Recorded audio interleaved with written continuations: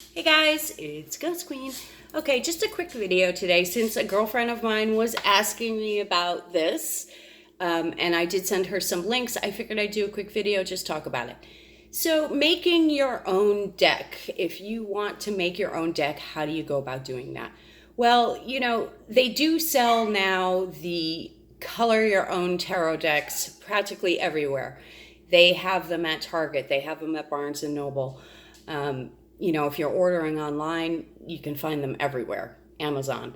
But even they sell them in the stores now. Almost any bookstore is going to sell a color your own tarot deck these days. It's just taken off. It's popular. So they're everywhere. And basically, the color your own tarot decks will be like, it's going to look like a Rider-Waite deck. So this is the Rider-Waite deck. It's going to be that template. All the cards are pretty much going to look like a Rider-Waite deck. They're going to look like these cards, okay? And essentially what they will be is just blank white cards that you then color in yourself. And you can color them in with colored pencils, markers, paints, crayons, whatever you'd like. And then that's a color your own tarot deck. They're everywhere. But they're pretty much all going to be the standard Rider-Waite traditional. Oh, look, I just picked the card that's right on the... That's funny. They're going to be the traditional Rider-Waite template as far as the artwork. Now, the other thing you can do is you can create your own deck. So if you're looking for a deck that's all about Lilith, and you're not finding one that you resonate with, go ahead and make your own. I know it's hard when we sort of get these ideas in our head about who we are, and I hear people all the time say, like, I'm not an artist, or I'm not good at this, or I'm not good at that. Well, keep telling yourself that and you won't be.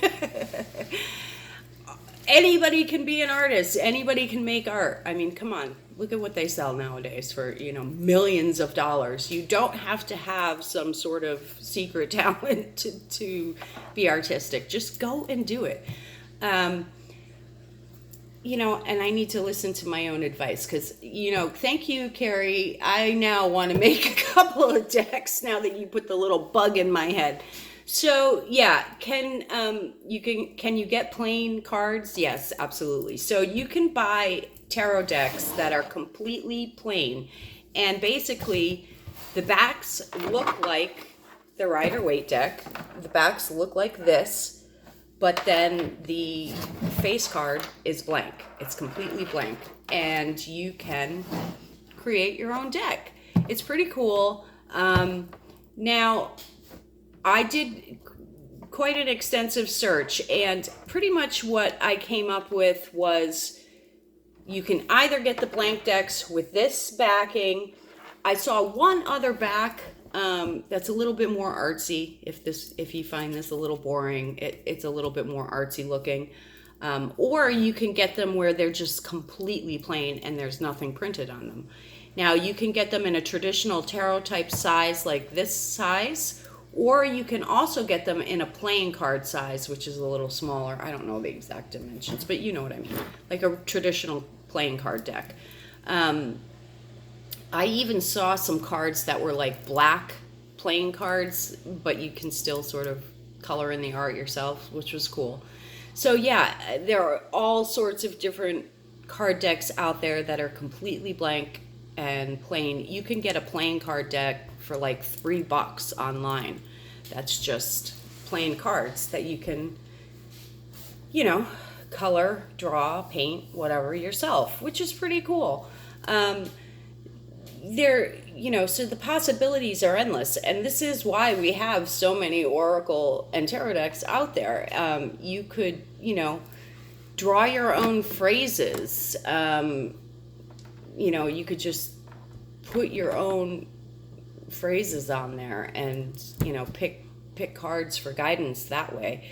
You could draw your own pictures. As I say, if there's a particular god, goddess, demon, whatever that you feel particularly drawn to, you could make a deck just, you know, dealing with the correspondences of that particular entity. So yeah, I highly recommend people do this. You know, even if you're Christian and you just want to make your own deck with angels, archangels, whatever, the possibilities are endless. And God knows you don't want to buy a Doreen Virtue deck, which is going to be one of my next videos.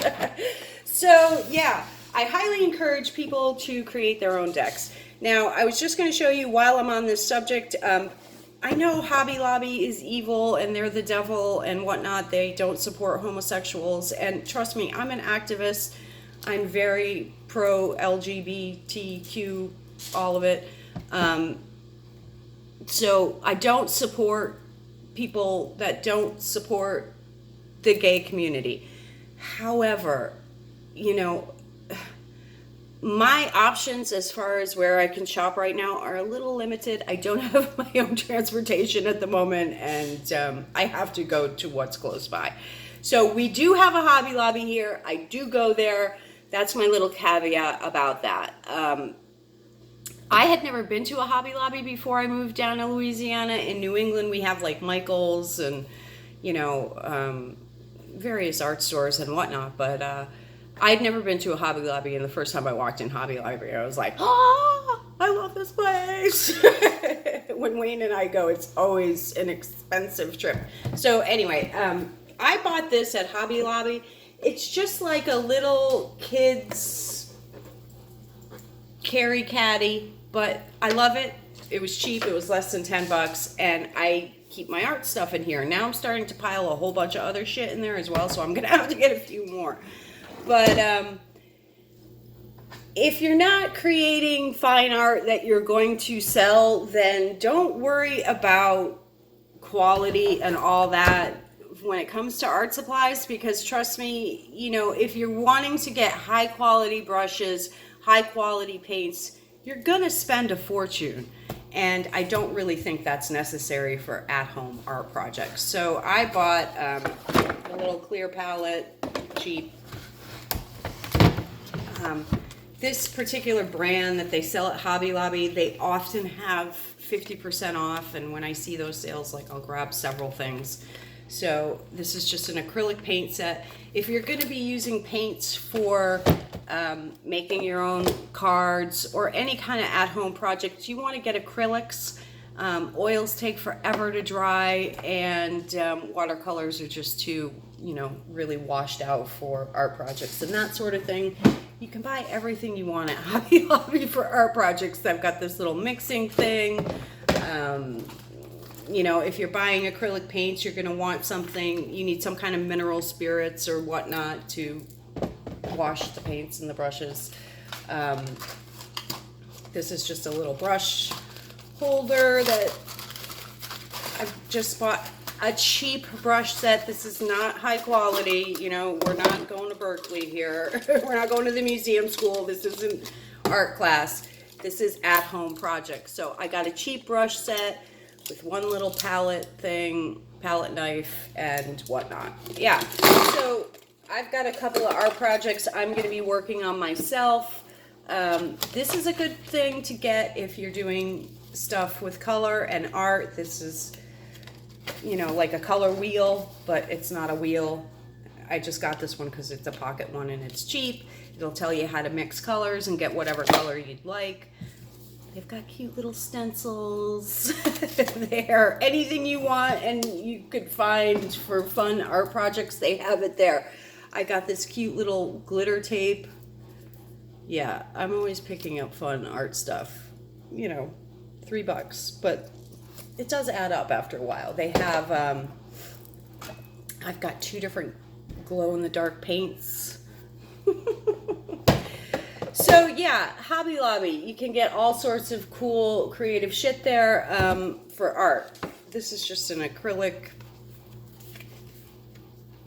pad, but the pages are sort of hard. They're almost like cardboard. I bought this. which is, it's got holes so you could hang it for, I guess it's to paint a picture, but I'm actually going to make a pendulum board with this. And then this is like, I'm going to paint a sign for the house.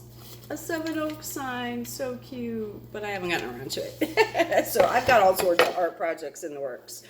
But yeah, I highly suggest, you make your own cards. It's a great thing to do. They're not expensive. I think you can get a blank deck. I was just looking at them. I think it was like $10 or something. And as I say, you can get just like a plain card deck that's completely plain white for just a few bucks, $3. I saw one of the sites. So Google is your friend there. But yeah, now I kind of got the bee in my bonnet, or I should say a bug in my head rather, that I want to maybe make a couple of my own decks too. So making your own tarot oracle deck, I definitely recommend it. I think it's a great thing to do. I don't know if any of you have ever had experiences with automatic writing. I have. But I would think that sort of creating your own deck would be a similar type thing, whereas, maybe you would get some outside guidance with that, a little, inspiration, a little help. So don't worry about it if you feel like you can't draw, you're not artistic. I'm a big fan of just taking chances, and, you're not trying to impress anybody. And art is just so therapeutic and fun, and, just getting messy with art supplies is so fun. And I guess maybe if you're a parent and you've been able to do that sort of thing with kids, you feel a little bit more free to experiment and be creative that way, but I highly encourage it. I've been playing just the past few days with coloring apps on my phone. It's a way to sort of, it's almost like a meditative technique. It's a way to calm down, relax. They have all sorts of coloring apps for your phone. Some of them are annoying because they have like a lot of ads if they're free. So you have to find a decent one. But yeah, you can either free draw, or you can just it's almost like color by number where you just fill in the thing. And it's fun. It's a fun thing to do. Definitely let your creative juices flow, people. There's not enough creativity in the world, I don't think. There's way too many people that are just boring and not fun and don't, play. I encourage everyone to play, even if you're 50 and old like me. So before I go, I'm going to just show you real quick too. Wayne made me this adorable phone stand, which I have been using, and it's very helpful. Made it with the 3D printer. It's glow in the dark, PLA, and yeah, it's adorable and cute, and it works really well. In fact, I had for years this little black plastic round phone stand that I had gotten, I think at Big Lots, with a pair of earbuds, and I got the whole little set for like $5. But I loved the phone stand. This was before they had like these phone stands on the back and pop sockets and all that shit. So this was like one of the first phone stands I had ever seen. And I got it for like $5. I loved it. It was perfect. It was round black plastic, had 2 slots, and it just worked, perfectly. So I had it for years, and I don't know, I misplaced it somewhere. It's probably here somewhere, because I did have it down here with me in Louisiana, but I'm not sure where it is. At any rate, and then I had bought this one, which was sort of like a creative, beautiful woodworking one. I took a boat building class years ago and built a wooden boat. I love working with wood, and I appreciate beautiful woodworking, which this is. But the one thing about this that I noticed is the slots, the little grooves are really big, and so my phone kind of flops around in it. And this one Wayne made me, I don't know, for some reason it just works perfect, and I love it. So yeah, I've been using that to film my videos. It's working well. I like the little guy. It kind of looks like the little, So we have this, he made that because of this paper towel holder I have that I love, and they make sets of these. But I love the little guy. It's like a little guy, and he stands there holding the paper towel holder. And you can get like napkin holders. I think it's called Umbra is the company.